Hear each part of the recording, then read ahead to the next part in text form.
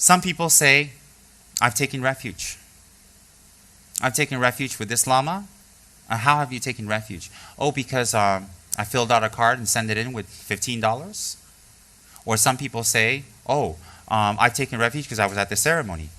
If you had taken refuge, you would know who your Lama is. You will keep your refuge commitments, 12 of them, very firm. And anytime you have an infraction on them, you will purify them.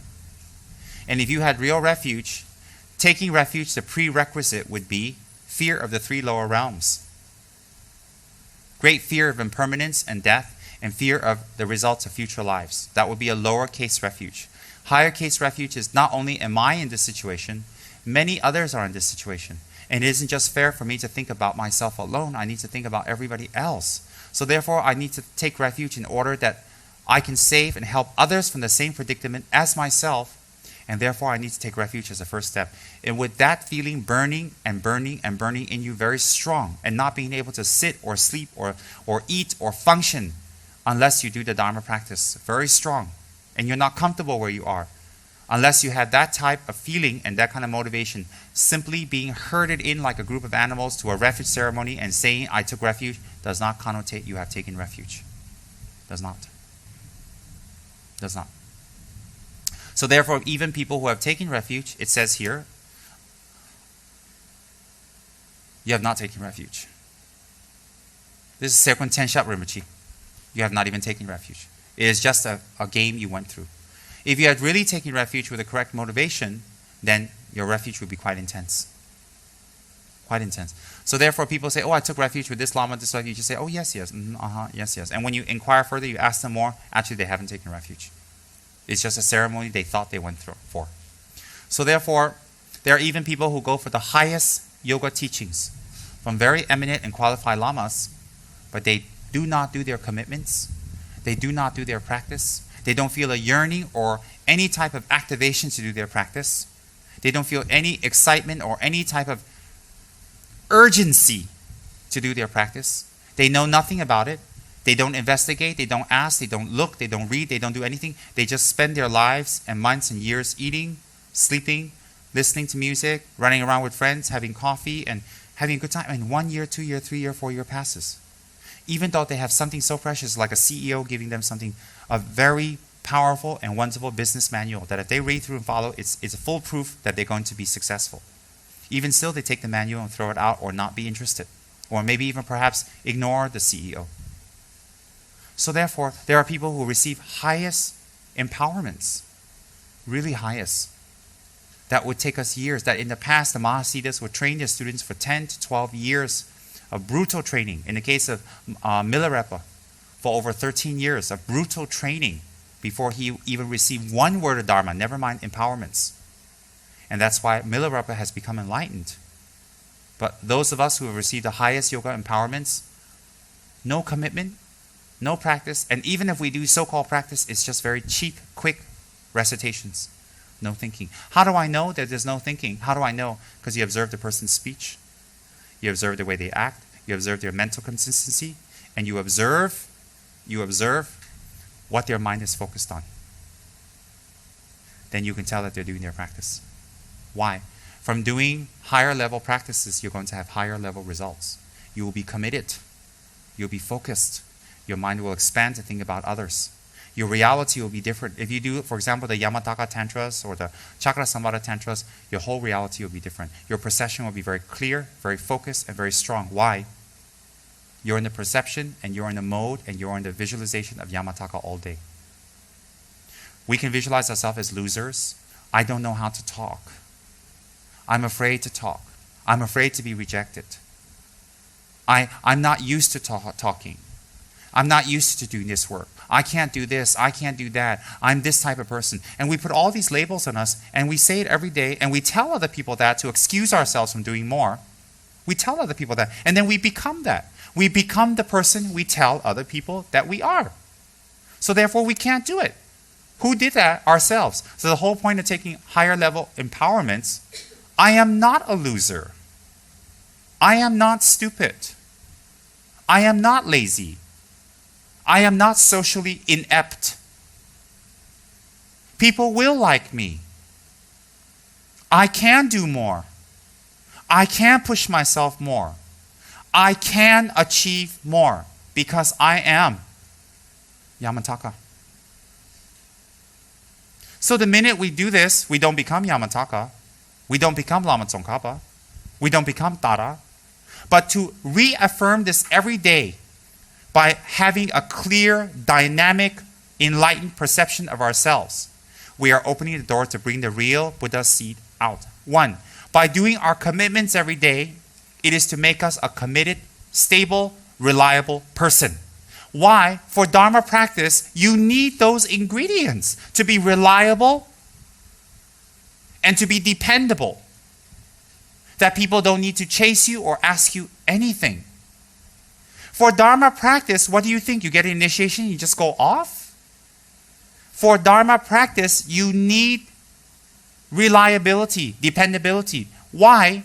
Because you have to be consistent in your practice. If you don't have those qualities in life, if your CEO, your Lama gives you assignments or a work job, and you don't have those qualities in life, and you don't push yourself to those qualities, never mind achieving those small things in life, you won't achieve any spiritual attainments. Why? You don't have the ingredients, and you don't want to develop it. So if we want to sit there all day saying, I'm not good, I can't talk, I can't push myself, I don't want to embarrass myself, I'm not able to handle this, I'm not experienced, I'm a bad person, no one will listen to me, I'm inept. And we say this over and over and over again. We reaffirm this. We create the reality. It becomes that. And we start acting like that because what we have said to the other person, we have to match, don't we? We have to match.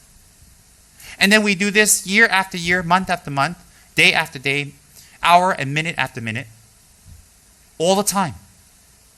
So the whole point of receiving higher empowerments after training in Lamrim, the whole point of training in this, the whole point of receiving it is to change this whole reality. To stop saying, I can't. To stop saying, in the future, I will. But to say, I will now. I will do it now. So the Lamas give us commitments, such as holding our vows. And we should even know what we're holding. Some of us don't even know what we're holding before. We're just too lazy to investigate. We'll go to bookstores and get books that we like, but we won't go to bookstores to get Dharma books regarding our commitments.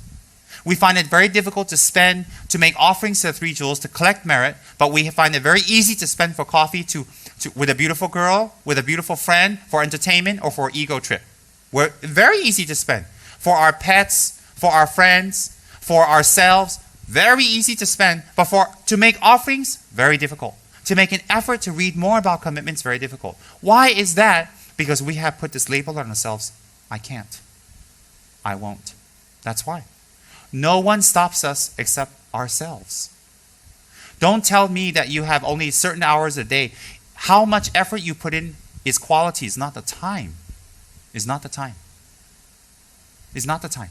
So therefore, if you always say, I cannot conduct meetings, I cannot talk publicly, I cannot do sales, I cannot do Dharma, I can't do retreats, I can't keep my commitments, I don't know if I can hold myself, I don't know if I can stop myself from doing the 10 unethical actions, I don't know if I can do that. And if you always say that, you always become that. Always. Always. I cannot. You can. Why? Our whole purpose of being in this room is to become a Buddha. There's no other reason to be here. So if we can't push ourselves a little more in daily, ordinary life, don't make a joke and say, hey, never mind, I think I won't be a Buddha for a long, long, long, long time. It sounds funny, and to other idiots and other people who are just as stupid as I am, they'll find it very funny. But actually, you plant that seed in your mind. It's very dangerous. Why? Do you think every single lifetime will be as pleasant as this one? And even in this one, how many years left? In this one, if you look at yourself, you're fading as life goes on. How many years left? What's left? Yes, we have a nice house, we have nice clothes, we have a nice car, we have everything nice. But what's left? What's next? We have kids, we have commitments. We give 25 years of our blood, sweat, and tears to our kids. Once they grow up, what's left? They come back once in a while, have Chinese New Year's dinner with us. The end. What's left? That's if they come. Some kids don't even come back.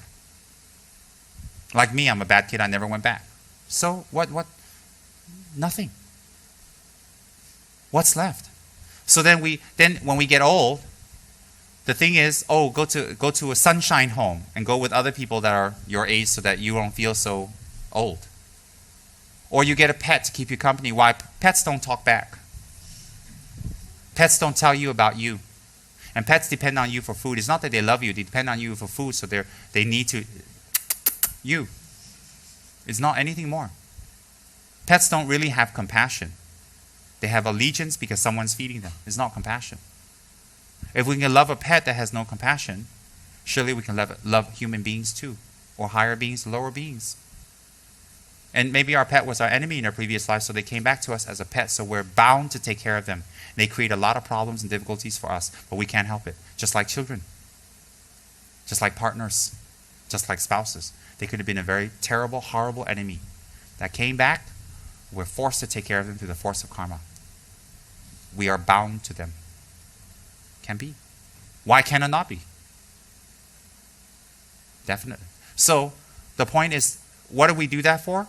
We use that as a meditation to become focused on higher things, to take care of our responsibilities. Because when we focus on higher things, it becomes very easy to take care of normal responsibilities. Normal responsibilities such as house and family and friends and all these stuff is very easy to take care of. Because why? It's very small already. But if our mind's at that level where this is very hard, higher things are always difficult. So to take higher Anuttara Yoga Tantric empowerments, such as Yamataka, Tara, Guya Samaja, Hevajra, etc., etc., Kala Chakra. That's why His Holiness and great lamas always travel the world and they give these empowerments, is to change our reality. And we do commitments to become stable, dependable people, that we do what we say.